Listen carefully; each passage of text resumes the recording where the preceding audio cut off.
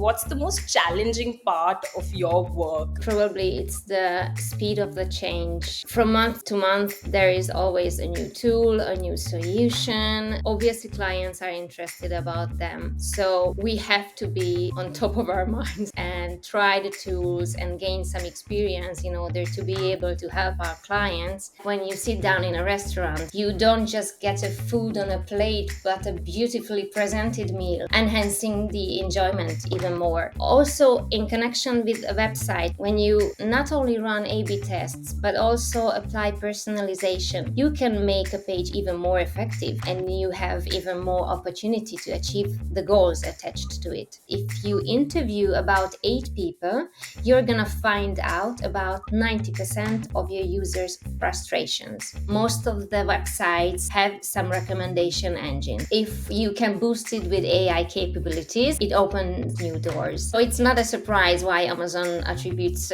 1/3 of its revenue to its recommendation engine. When you're doing CRO, you are not always successful. Sometimes I see that businesses tend to be impatient. And when they have these less fruitful periods, they consider to pause or even stop spending time with CRO tasks. However, I remember a study by VWO which showed that 1 in every 7 A/B tests is a winner. If we think a little bit about it, we can easily understand that if we keep running A/B tests, we provide better odds for finding something really valuable. Welcome to another episode of the CROR series by VWO Podcast. Get ready for some fun, insightful conversations about experimentation, user research, and the huge impact that CRO can have in your business.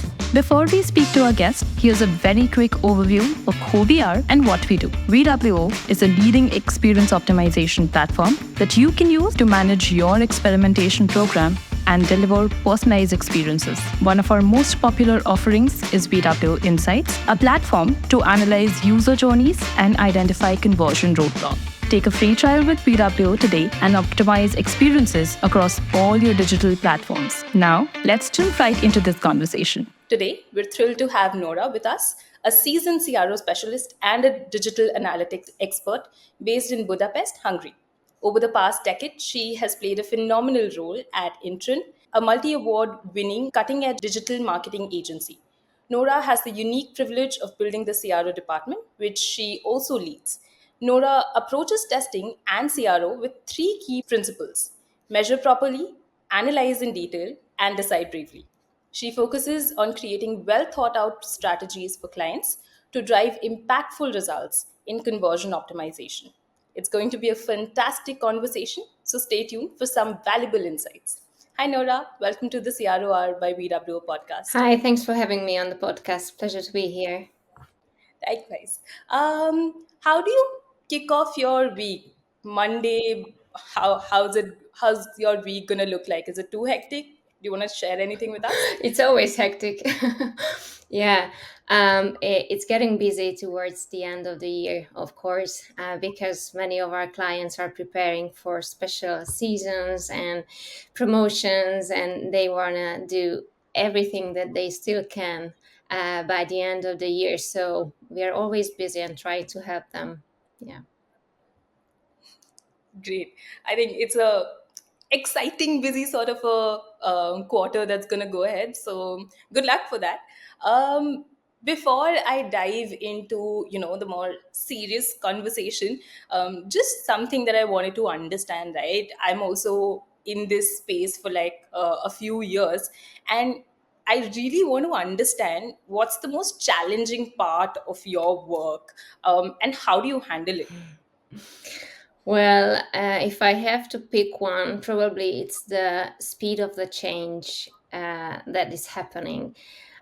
Because from month to month, there is always a new tool, a new solution that's coming up, and obviously clients are interested about them. So we have to be on top of our minds. Like we have to be sure that we follow the new updates and try the tools and gain some experience in order to be able to help our clients from the best of our abilities. And especially with this AI boost. Everybody is talking about AI, and everybody wants to try something with AI. That's exciting on one hand and challenging on the other, because we have to prove that it's worth the money and it has some impact on revenue or return on investment. So not just to do it like to test it out or to try, but to have something that they can really trust in and plan on the long term. So yeah, I feel that's a challenge now.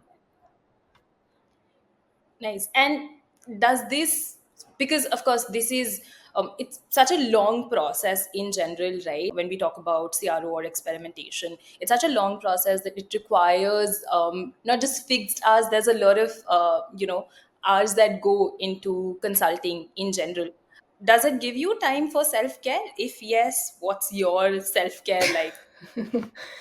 um, you mean like besides work? Yes. Yeah, I still have time, of course. I need, because otherwise I wouldn't be able to recharge. Um, but I'm lucky because this is my passion. So yeah, it happens that I'm reading articles and testing tools on the weekends, but it's for fun, I would say. So that's why I'm considering myself lucky that I can work on a field that I really enjoy. But other than that, yeah, if I weren't like an analyst specialist or a conversion rate optimization specialist, I probably would have been a singer because I used to sing, and that was the main goal, or the profession that I tried to go towards when I started the college. But then it shifted, and yeah, I graduated as an economist, and because I wanted to have, like, a normal job, something that you can earn some money with. And yeah, from time to time it changes, and now singing and music is my hobby. So whenever I can, I try to maintain my voice and practice it. I think that's such a great thing to hear. And I'm very glad that you also are into music. You love singing and you love music. So do I. So I'm just very happy about that. And I think in general, I feel like there was one time that I wanted to, pursue music. But again, the same norm, right? Have a stable job, have a stable career. And now that I think about it, I feel like it's a nice thing because I still have it as a hobby and it hasn't become my work, so that I don't get bored of it eventually, because that can happen, right? Once you convert your hobby or passion into your work, sometimes does line just isn't there anymore, and it can be really overwhelming, or in general sometimes it can be frustrating as well. So I think it's a good thing to have as a side side Yeah, hobby, I would say. you need something like that. Yeah. Definitely. And you were talking about your aspiration, right? Something that you wanted to do. And this is one of the favorite questions that I have for all of my guests. How did you get into CRO? Tell us about your journey into your. How did you get into the CRO and analytics space? Definitely not something that you always wanted to do. You definitely had a different plan. But even after pursuing your career in economics, right? How did you get into the CRO and the analytics space? Yeah, it was again a slight shift because I graduated as an economist, but in hotel and catering business. But in my last professional practice, I chose a Hungarian hotel chain, and I was working in the headquarter at the sales and marketing department. There, I sort of accidentally found myself in the same room with a girl who was representing the e-commerce department of the whole hotel chain all by herself at that time. And we started talking about what she does, and I ended up assisting her. That was the point where I realized that websites and all the digital stuff really interests me. after a short detour, when I went to see the world a bit, I started working at that hotel chain. And after a few years, I became the e-commerce manager of that company. And I was so lucky because I had the chance to participate in so many type of projects, from web design, web redesign, through Google Ads campaigns for 42 hotels, and setting up the measurement strategy for the whole website, to tendering and implementing a new online booking engine.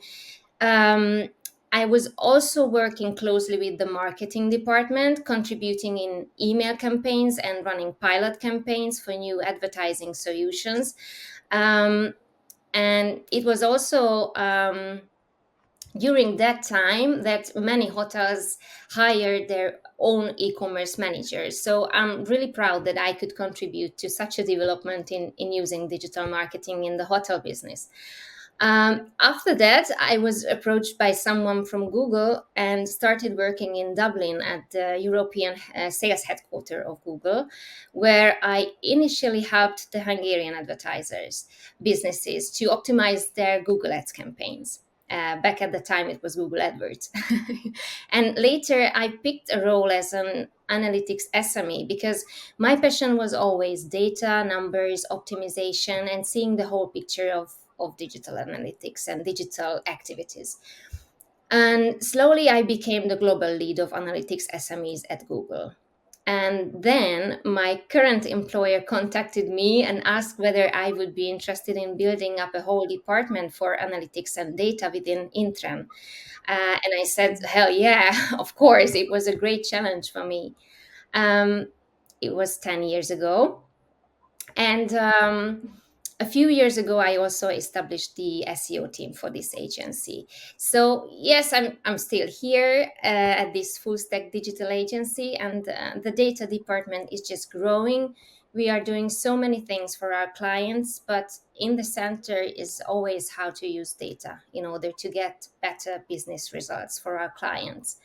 And I especially consider myself lucky because I worked on all three sides. I was at client side, so I understand their pain points and goals. And I was working at one of the tech giants, so I know what's possible and how to think big and holistically. And now I'm representing an agency, which is most of the time between the two previously mentioned players. Many times I feel like I create a bridge between them, and I hope I can support our clients with all the experience I gained over the years. Very interesting. I mean, such a great insight into how somebody got into the space and how they've evolved. We'll come back to SEO. I definitely do want to talk about that as well. But before that, one thing that you mentioned, right, earlier before this question was that there are so many players in the market that sometimes it can be slightly overwhelming for the customers as well. To decide what to go ahead for, right? One thing that I do want to understand is, along with A/B testing, you have personalization as well. My question here is, are A/B testing and personalization mutually exclusive, or should both be prioritized? That's one part of the question. And the second thing is, if segmentation is already an option in the A/B testing space, as provided by other technology vendors, do you still think personalization is necessary? Yeah, that's a great question. But for me, it's a bit like when you sit down in a restaurant and you don't just get a food on a plate, but a beautifully presented meal, enhancing the enjoyment even more. Also, in connection with a website or application, when you not only run A B tests, but also apply personalization, you can make a page even more effective, and you have even more opportunity to achieve the goals attached to it. Um, Let me give you an example from the offline world. If I go into a sports store with my partner and they approach us and tell us that what sale they have for the first, let's say, the first anniversary of the opening of the store, and since we are the 100th of guests to enter, they give us a one-time 50% coupon for ski equipment valid for that day, then I say that this is a very nice gesture and they are already opening with a good customer experience, but we probably won't use it because we don't ski. Whereas if I had received a coupon for Pilates and yoga clothes and my partner for running shoes, we would probably have been even more enthusiastic customers of the store in the long run, because we would have felt like they really got it right. So I think A/B testing and personalization, they share a common purpose to optimize a page's performance. But there's a time and place to use each. A/B testing is a method of testing the effectiveness of two different versions of a design, or text or whatever you are testing, while personalization aims to serve the most relevant page to each user or segments of users. And it's not built on the randomness that A/B testing is.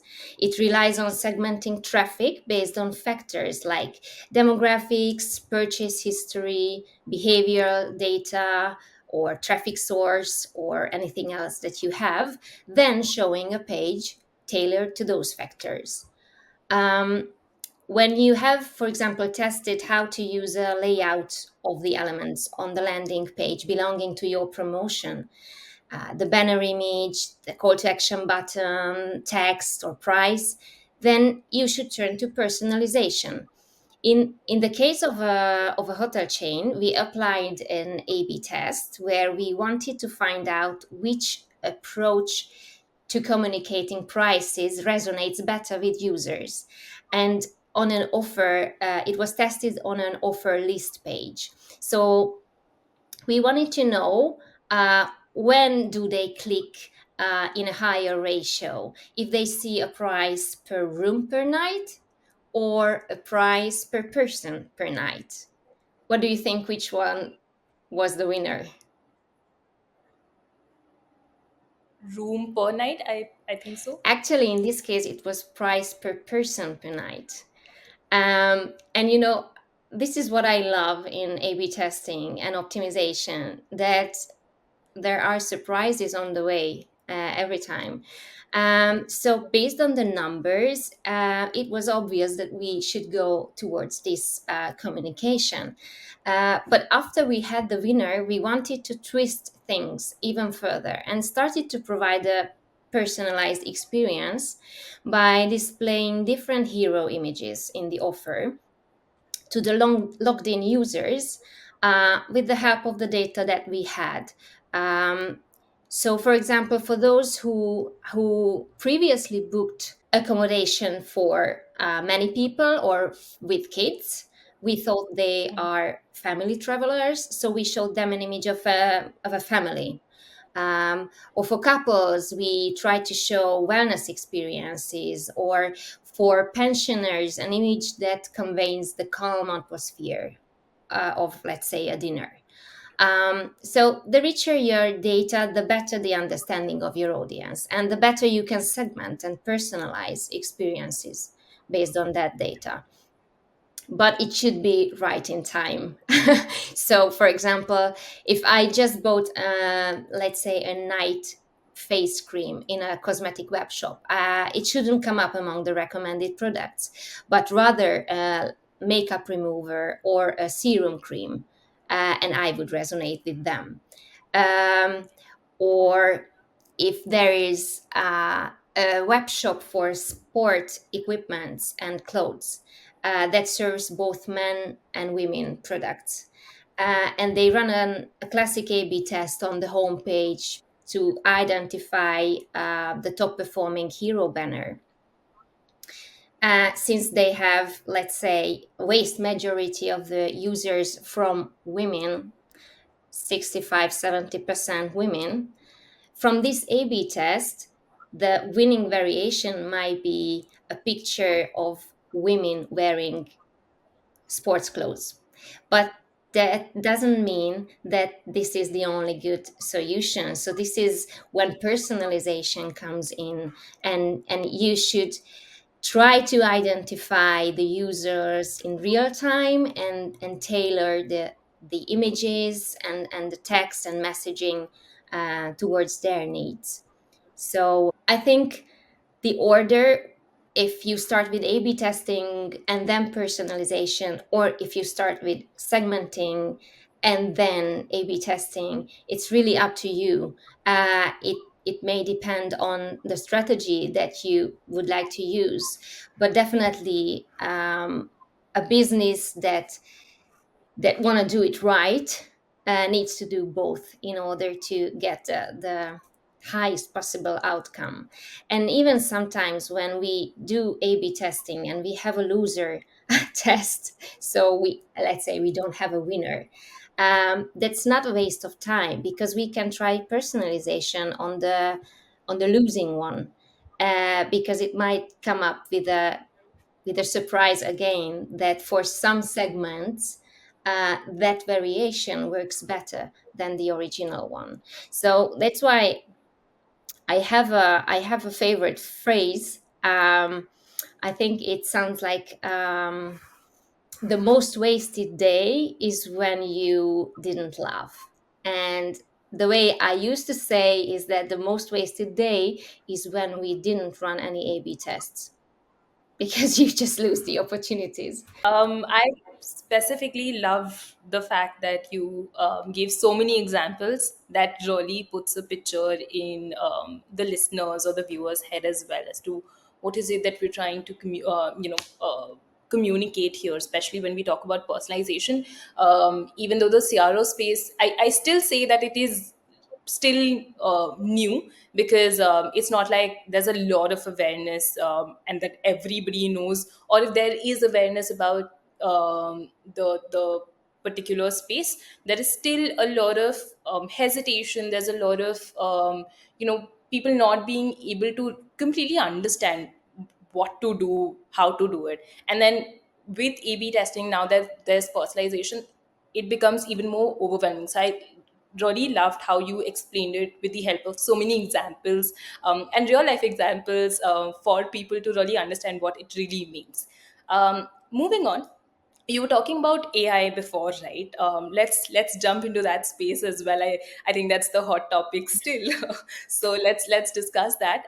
What are your thoughts on using Gen AI in CRO, and how do you think it could help? Um, if we look at it as an asset capable of creating content, images, making decisions, and even predicting future trends based on the data that we fed into them, I would say it is something that a business who wants to keep existing cannot miss. In Zero, there are a lot of areas, I would say, where we can try or improve the effect by using AI. One common area is the product recommendations. So most of the websites have some recommendation engines that they use. And if you can boost it with AI capabilities, it opens new doors, I would say, because the strategy leverages the immense capabilities of AI to analyze customer data in real time, understand individual preferences, and provide product suggestions that are tailored to each shopper's unique interest and behavior.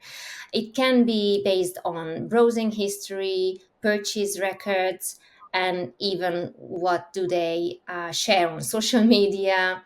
And this is how AI can identify patterns and preferences to each customer. And so it's not a surprise why Amazon attributes one third of its revenue to its recommendation engine. But I can also feel it when I use Netflix, and I love documentaries. And after I finish a documentary movie, the recommended new movies that are coming up are always so good match, I feel. So it's sometimes it's just hard to shut down Netflix and and stop watching it. So recommendation engine is definitely one area where you can introduce some AI capabilities. But on-site search is another one. Um, Comparing to general on-site search engines, the ones that you enhance with AI capabilities are more, I think, because it's more intuitive, and it can function as a conversation basically with the users, because many users are now trying to use on-site search engines as Google search engine or other search engines, like typing in longer queries and phrases. For example, just coming back to the previous example, if I say and I type in like hydrating face cream for reducing redness, or charging cable compatible with iPhone 12 mini. These are not just keywords, but phrases that make sense altogether. And if a recommendation engine is enhanced with NLP capabilities, like natural language processing capabilities, uh, it can improve the customer experience because the results might be better. But they can also improve the search results page. For example, if they had information based on previous usage that that specific user is buying usually used products from a market space, then they can organize the listed products on the search result page according to that order. So prioritize the used products instead of the new ones. So I think on-site search is really a good example for that. Sometimes AI can help with dynamic pricing. For example, not just checking whether the competitor has changed the price of a product, but also suggest a new price that I should set. And in case it is based on not only the fact that the competitor has changed the price of that specific product, but also based on considering my profit margins or inventory or predictive demand towards that product, that can be a smarter suggestion. And of course, AI is mostly capable of changing it actually. And just like on site search, I would say chatbots and virtual assistants are also another field where AI can come handy, because it's like a 24/7 solution with no time zones and no working hours. And like chatbots are not only capable of answering frequently asked questions, but can assist in tracking orders or handling returns, and thus improving the overall customer experience. Um, we recently launched a virtual assistant for one of our B2B clients, and this was a great success because it worked as like a conversational party. So you had meaningful conversations with this virtual assistant about how to improve green energy, for example.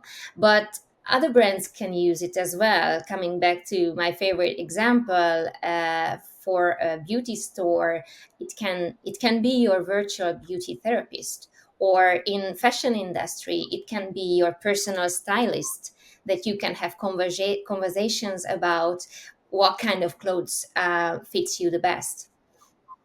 And as most of the money goes to advertising still, I would say, in case of most of the businesses, um, making advertisement and email campaigns smarter is crucial.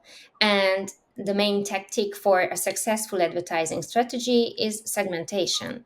And AI can assist in this as well, analyzing vast amounts of data to identify customer segments based on many information like demographics, purchase history, browsing history, and other factors. And we actually had a project where we implemented a solution for a B2B client who are selling solar panels. And we introduced propensity score. So we labeled the users with a number between 0 and 1,000. The more likely it was that a specific user would be really interested in ordering a solar panel, the higher the number was that he received. Um, of course, the propensity score was given after analyzing dozens of signals. So when we created a segment based on the range of propensity scores, we could run a better performing retargeting campaign. So actually, after a month, in the retargeting campaign that we used, the click-through rate improved by 43%, and the cost per lead price was reduced by 50%, because we spent money on those users who worth to spend money on because they have a higher propensity score of buying a solar panel. But yeah, like regarding segmentation, we had another example in low cost airlines.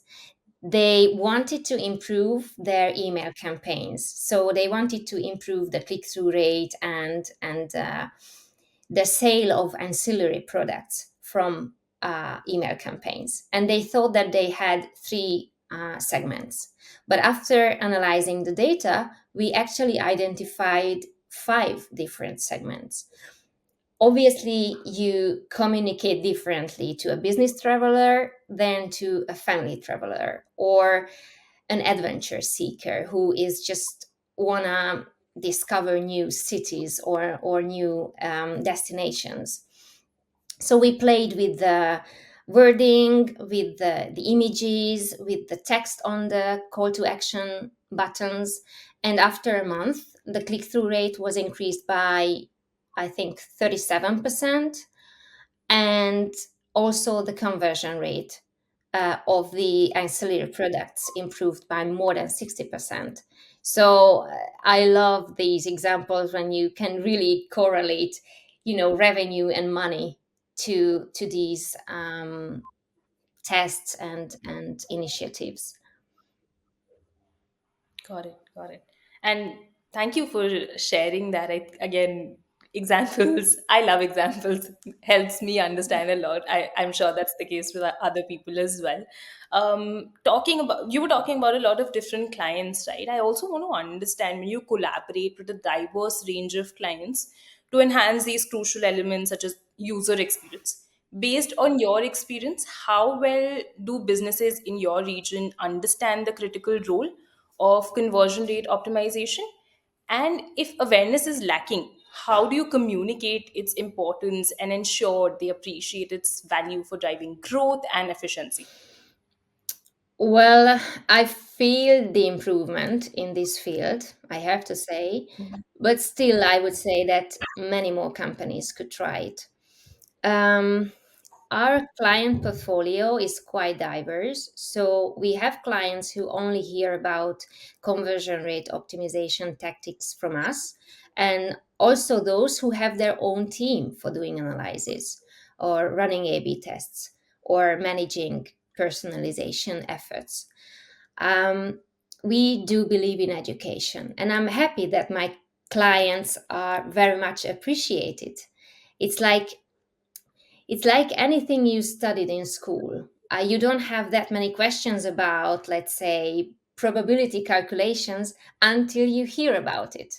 If clients understand the methodology, hear some good use cases, they can start thinking about a similar hypothesis concerning their business. Um, of course, I wish conversion rate optimization would be even more popular among businesses. Um, I feel I have to emphasize that it's not like hiking on a mountain towards a peak. When you're doing CRO, you are not always successful. The results come not always in the same portion. There are greater periods when you run A B tests after another, and let's say you have winning versions 3 times in a row. But there are also days when you just analyze and try to get some answers or work on cleaning and improving the data you collect. Sometimes I see that businesses tend to be impatient. And when they have these less fruitable periods, they consider to pause or even stop spending time with zero tasks. However, they should continue this even more these days because this is how we give opportunities for finding something really huge. And actually, I remember a study by VWO which showed that 1 in every 7 A/B tests is a winner. If we think a little bit about it, we can easily understand that if we keep running A/B tests, we provide better odds for finding something really valuable. So that's what I try to share with our clients and convince them that it's worth the money and the time to be spent on CRO tasks because on the long run it will give them great results. Got it. And when you're onboarding these clients or talking to prospects, right? How does the process look like when you're educating them? Because at least for my in my experience, what I've seen is it's very important that you set the expectation of the customer very in the very first go. You set their expectations, and you mention to them how important it is that you look at not just the macro goals but also the micro goals, right? Because a lot of times the customers that you were mentioning who stop testing are people who were probably expecting that their revenue would go like 10 times or 5 times, or it'll grow in like just a few months, because they're constantly looking at each test from the perspective of growing the revenue goal, or they're just looking at the revenue goal or the revenue metric, right? But that's not always the case. You will have to look at the micro goals, and that micro goals would eventually help in your macro goal. Do you see that sort of a pattern across your clients as well? um, yeah, as I mentioned, we do believe in education, and many times we start with a discovery phase in order to see what they think of CRO tactics, or what do they know about it, how did they try to approach it if they tried it in the past, why was it not working, or why aren't they doing it currently. So many questions in order to get some feeling about their knowledge and the feelings about CRO optimization. Um, and after that, we share the way of work, like how we do it. Because for, let's say, for a new client, we start with a thorough analysis. We analyze data from many sources, from web analytics tools, from heat map and recording tools, from previous tests or user tests or qualitative research data, anything that we have. And after this really detailed analysis, we identify some key areas that should be improved, or pain points from the user's perspective. And that builds up into a UX roadmap, which includes hypotheses that we should test or immediately change if that's so obvious. And for each and every hypothesis, we identify macro and micro conversions. So, for example, um, we had an A/B test for an FMCG customer, And we analyzed the data, and we realized that those clients who comes to the site from a newsletter has 2 times higher conversion rate purchasing FMCG products on the web shop than the average site number. And so we thought that it would be great to even improve the audience that are signed up for newsletters. And we found that there is a landing page. It's actually a product list page that they used in paid advertising very often. So vast majority of the traffic was coming on that landing page, to that landing page. So we tried to do something with that landing page because it has a huge impact if we found something which works better. So on that landing page, the newsletter sign up section was really at the bottom of the page.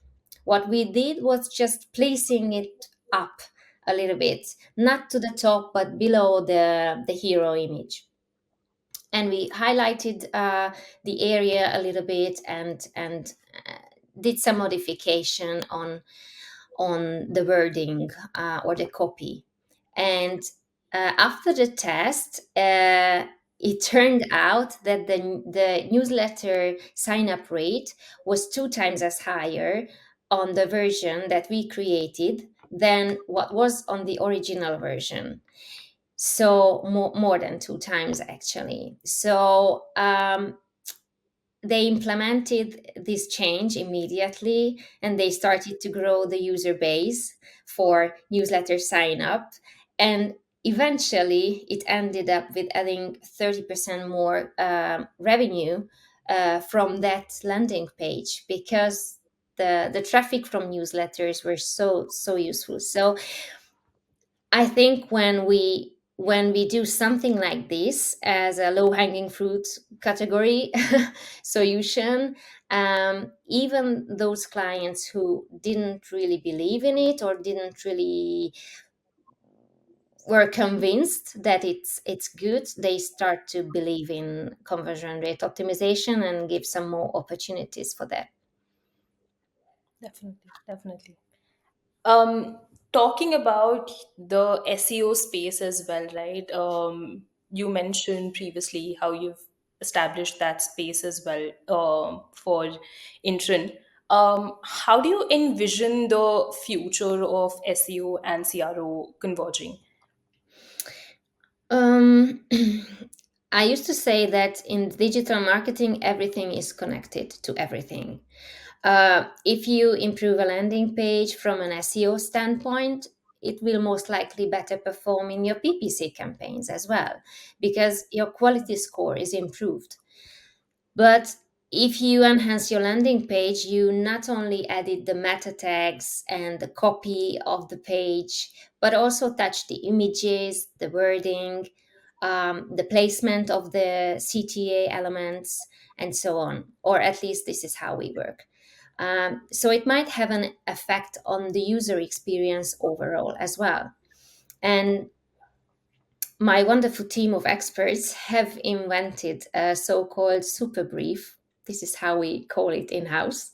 So when they work on the SEO tasks of a client and are doing on-site optimization, they use this template and collaborate with the PPC and the CRO experts also, not only with the copywriters.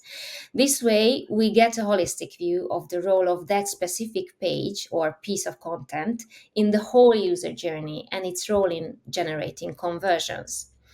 And Core Web Vitals has a big focus within SEO, and the Core Web Vital values are increasingly focusing on user experience in real time. For example, one of the main values since this spring, I think, is the INP, the interaction to next paint, which unlike FID, the first input delay, monitors not the first, but all interactions on the site. So, a collaboration between CRO and SEO specialists in order to analyze and identify the optimal user behavior, which would be a goal to achieve, is, I think, a good start. Got it. And when we talk about, so earlier you were also talking about how you approach your clientele, right? How you look into the details of not just the analytics side, but also not just the quantitative analytics, but also the qualitative analytics, right? Do you think qualitative analysis is often underrated compared to quantitative analysis?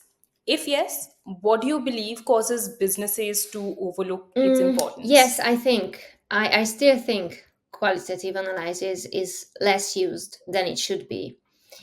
One reason can be that companies think it's expensive, and the other one is they think it doesn't have enough data for a representative volume.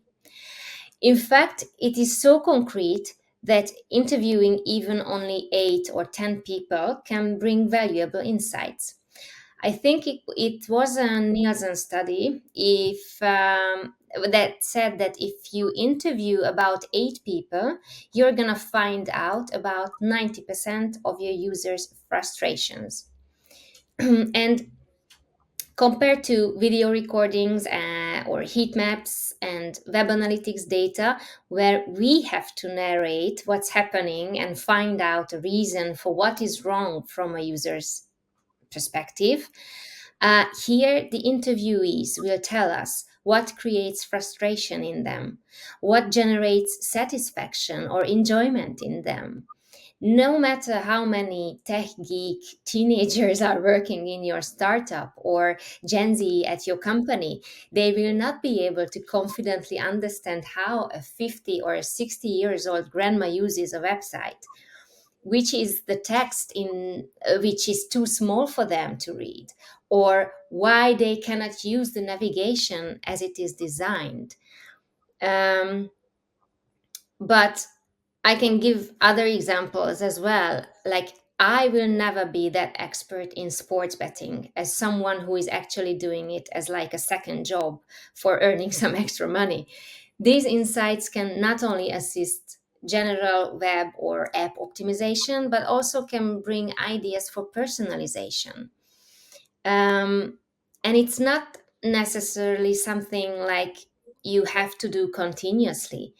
You can try it in small portions on a selected user segment and trying to find answers for a specific problematic area, like finding out whether users are using whether they are using the calculators on your site if you have nutrition advisor business.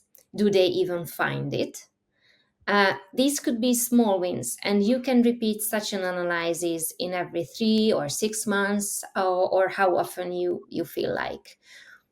But I think once a client or a company tried it, they really see the results. It just depends on how often they can repeat it. Got it. Um, my next question is, how do you view the role of A/B testing as part of a comprehensive strategy for search engine optimization? Do you think it contributes to improving metrics like bounce rate, session duration, and even Mm, search rankings? Actually, as I said, it is not only contributing to SEO, but basically any digital marketing activities. We like to think holistically. Thus, when we create a brief for optimization of a piece of a content on a website, it not only considers SEO factors, but also includes suggestions for page layout, using CTA elements, expanding metadata, and of course, copy itself. We have seen the results of a well optimized page, not only in organic traffic, but also in PPC campaigns.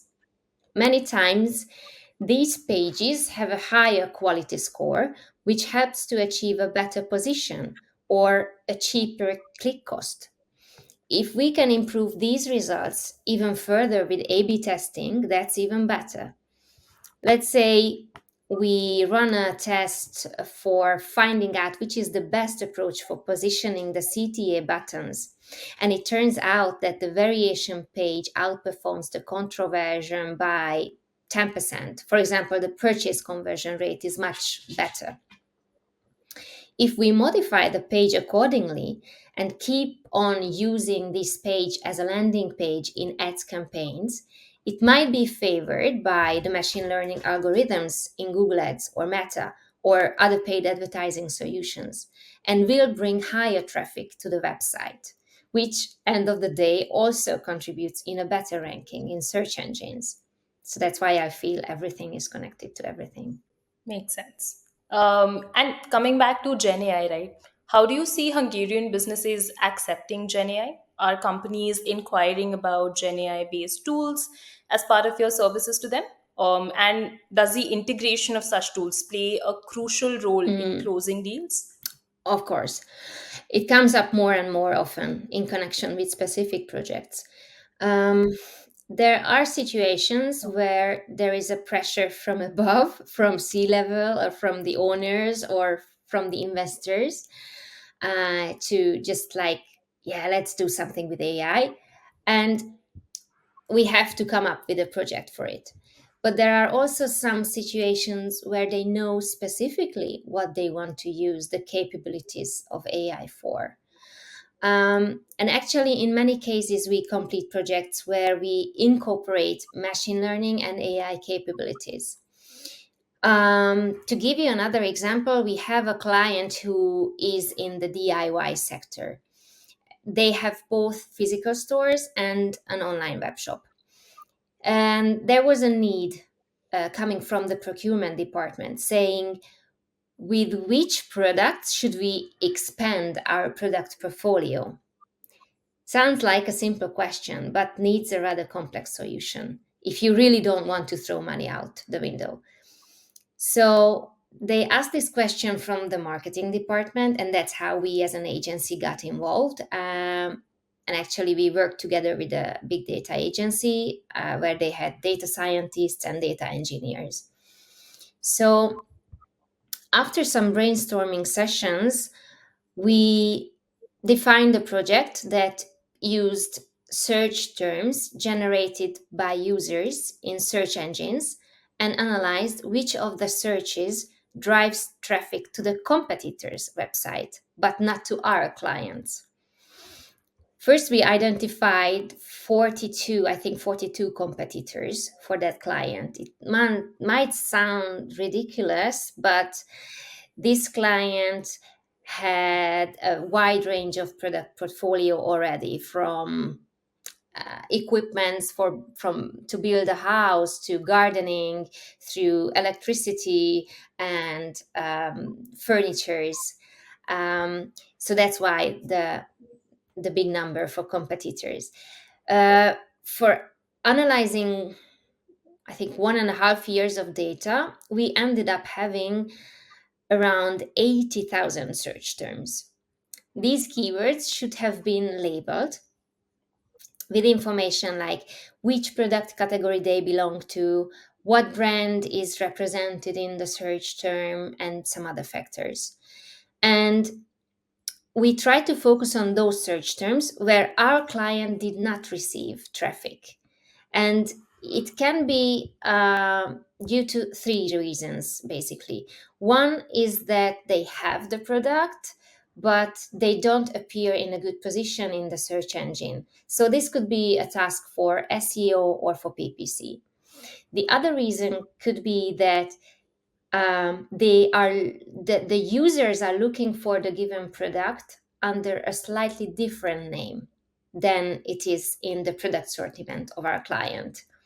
This could also be an SEO task to change the title, the product name, and the descriptions. And the third one is that our client does not sell that product. And that was the main reason why we started this project. So we concentrated on these terms. And we used three different machine learning algorithms.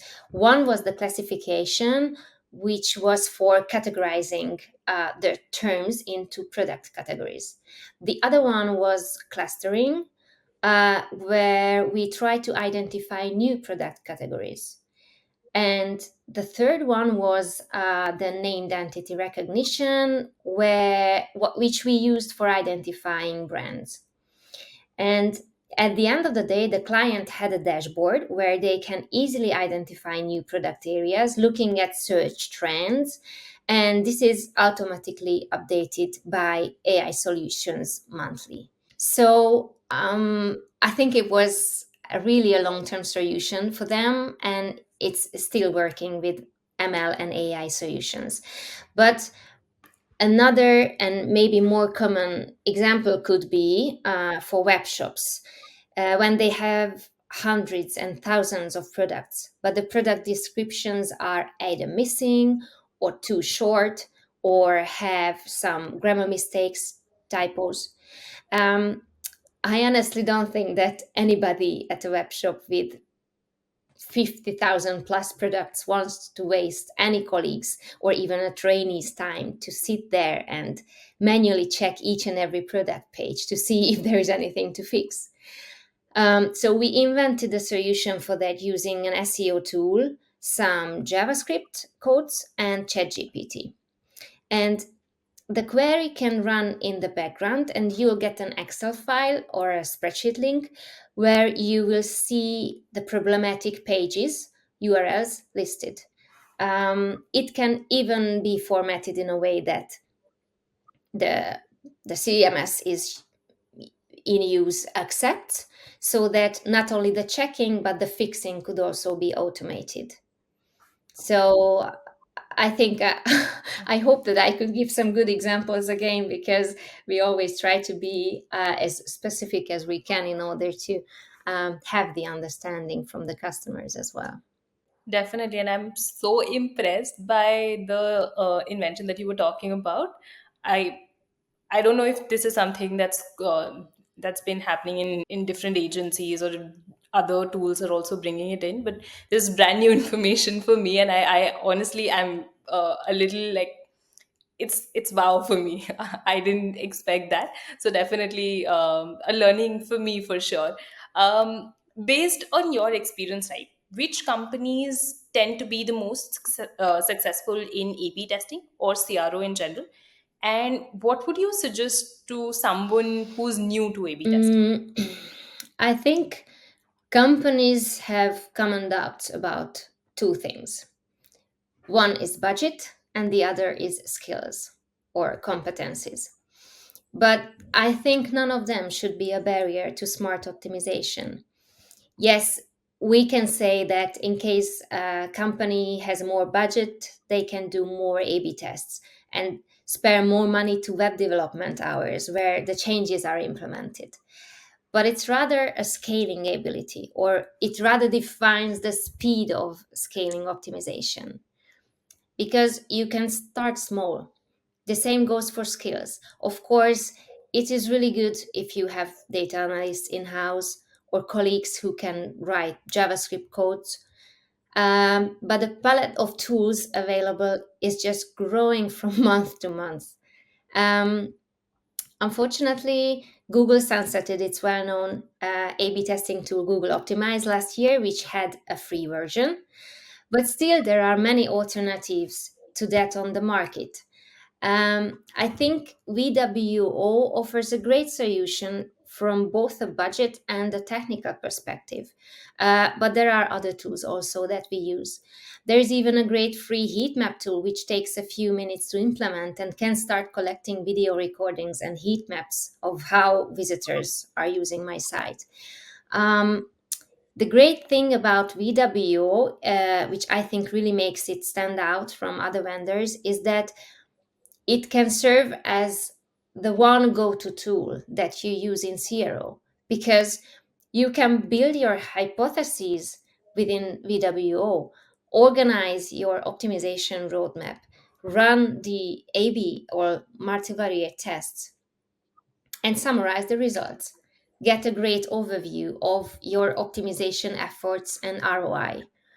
Um, what I would suggest to the companies who haven't started doing A/B testing but are seriously thinking about it is that they should consider what they want to achieve first. If they feel they are doing quite okay, if their business results are looking good, and they're just curious what A/B testing can additionally bring, first, they're lucky and there are plenty of educational resources available online, so they can even try out themselves. Or they have the opportunity to locate some money to build up a thorough optimization plan with experts or with agencies. And if a business is struggling and is really keen on getting more conversions or getting more online revenue, they should really consider prioritization. If they take some time to analyze their data, they can probably find some good opportunities, the low hanging fruits that I just mentioned, where they can really win big. Um, so that was the example that I mentioned for the FMCG company, for example. Um, Now, of course, time matters. If you haven't done such analysis and optimization, it takes time to learn doing it the right way. So I would highly recommend getting in touch with a professional agency or a specialist. They can do it quicker, they might have the tools and skill set, but they can also share the insights and knowledge with you as well.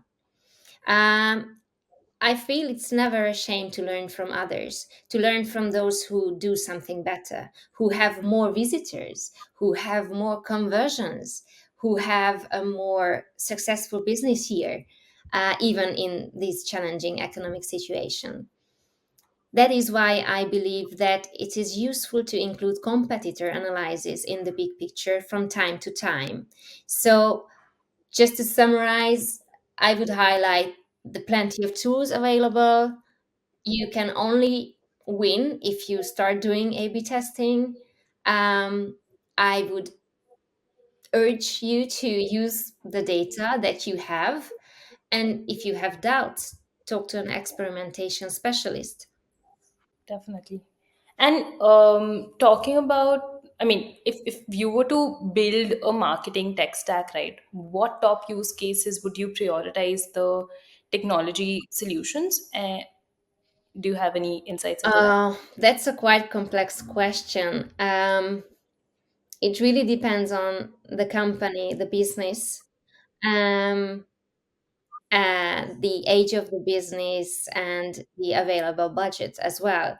But I have some like bullet points that you should check or you should consider asking when you try a tool or a vendor. Probably the easiest one and quite important is the automation.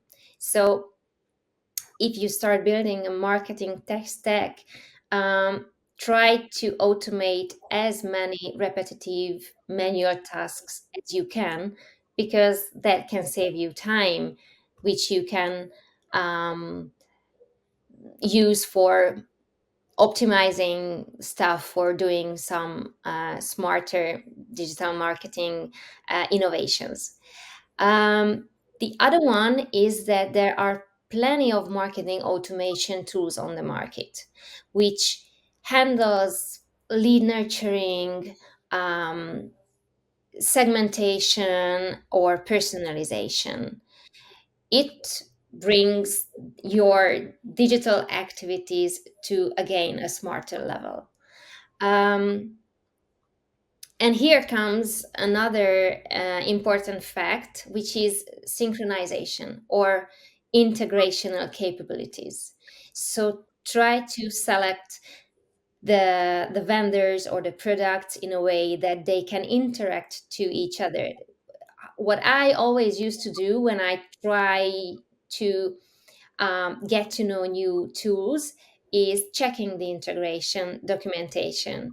Because if I'm already advertising on Google, or if I already use Google Analytics, or if I already have an A/B testing tool, uh, it's a question whether I can integrate these with the new CRM tool, let's say, that I'm seeking for now. Also, like, Makes sense. I think first party data is just as important as AI nowadays. And it could be a great goal to have a unified view of the user journey that is happening on your website. So some companies are building up their own customer data platforms, but if other companies are not doing it that seriously, still there are ways to collect all the data at one center location, uh, any kind of data warehouse, or even in the cloud, and use it for analyzing attribution or checking how the different marketing channels contribute in the final results. And also, I cannot miss the AI driven functionalities. So, predictive analytics, content personalization, or automated campaign optimization, those could be the words that you have to seek for when you check such a solution or a tech stack, because this is the future, I think. Got it. Very well put. I think gives us all a lot of insights. I think to both listeners and viewers. I've had a fantastic conversation so far. Just before we move on to a quick rapid fire section that I have for you, if you could master any skill instantly, what would that be? Psychology. In order to understand the users better, the user behaviors. Definitely. Interesting. All right. I think let's move on to our quick rapid fire section that I have for you. Would love it if you're spontaneous with your answers there. Are you ready? Okay. If you were starting a career in CRO today, what is the one thing that you would do differently? Collect more data. I would say. Makes sense.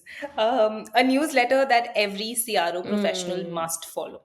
one, I have many more, but let's say I like Conversion Excel and Smart Insights, or Krista Seiden's newsletter. So let's say three.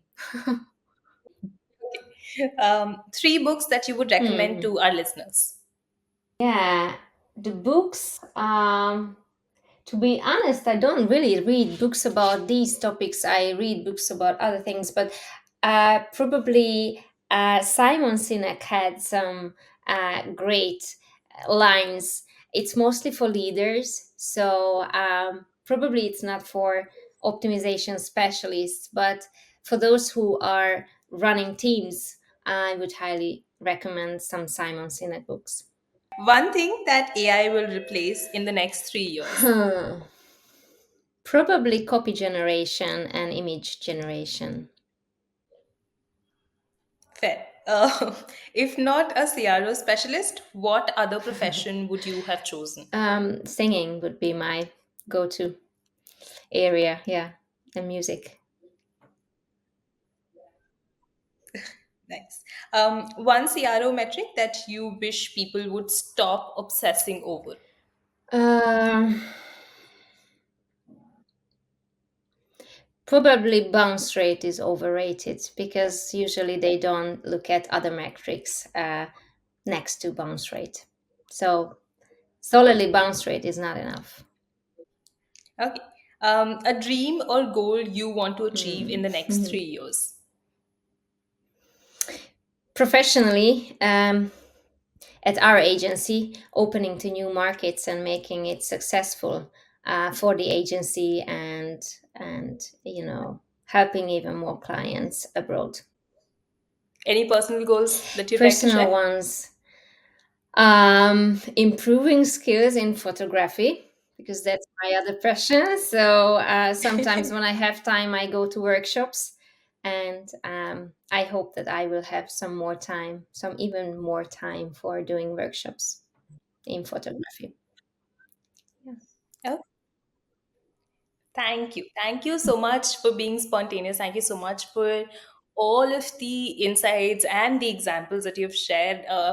I think this particular episode is definitely going to be full of examples and a great learning experience for all of our listeners and viewers.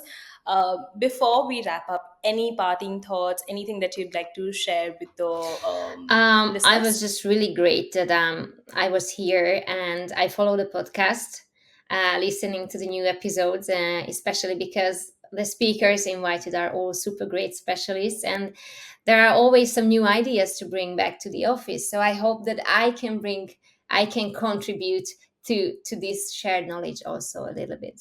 Thank you for having me.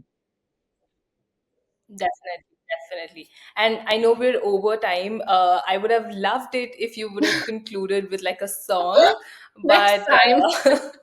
I think we'll just leave two of Thank you this so for much sure. for having me. All right. Thank you so much for joining in, Nora. I hope you have a fantastic week and a fantastic quarter. I wish you all the very best. You take care, and I shall see you Thank you. hopefully next time Bye. again.